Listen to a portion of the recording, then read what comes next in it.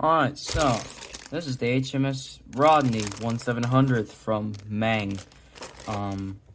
They get you this pretty cool looking toaster with like the history behind the battleship, which is pretty cool. I can't really read Chinese that well. I mean, I can, but it just kind of sucks. It's pretty cool. Here's the instructions for it. And, well, I got the snap kit because, you know, I personally don't really have that much time. Because, you know, APs, classes, and whatnot. But I still want to get, like, a model kit done one way or another. And these look like pretty nice kits to me. So you got, like, the gun turret, you got the hull, like, more detail.